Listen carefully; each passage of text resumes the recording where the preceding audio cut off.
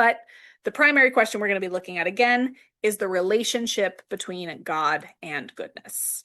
Okay, so there's a little bit in the PowerPoint to go over the Socratic method with you, but hopefully we're all, familiar enough with that. You've also seen Plato a few times in this class, right? So hopefully you're familiar enough with his style of writing to understand the general gist of it, which is that Socrates is the one who asks questions, right?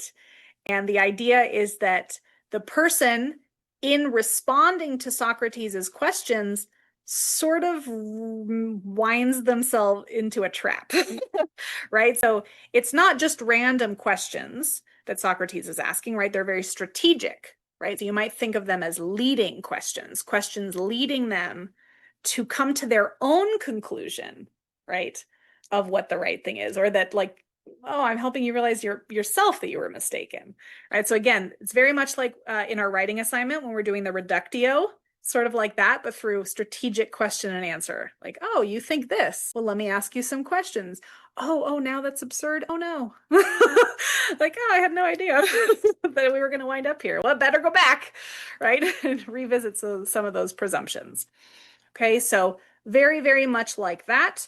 And I've also got some, I actually got to visit the Agora and the marketplace where this specific dialogue took place. So the pictures that are at the end of the row of, those are actually, those stalls on the right are where the stores were, and the pillars, like that was all, it's all been redone, but that was all supposedly there when Socrates and Euthyphro had this conversation. So I tried to find the place where the conversation supposedly took place so you can get the sense of where they were when they did this. But the basic idea, again, is this question.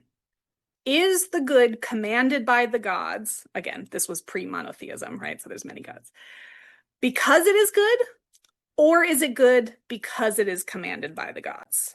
Right? So again, which one comes first? Their commanding of it or the thing's goodness? Right? In other words, does goodness rely on the gods in order to be good? Or is it good independently of God or the God's wills? Okay,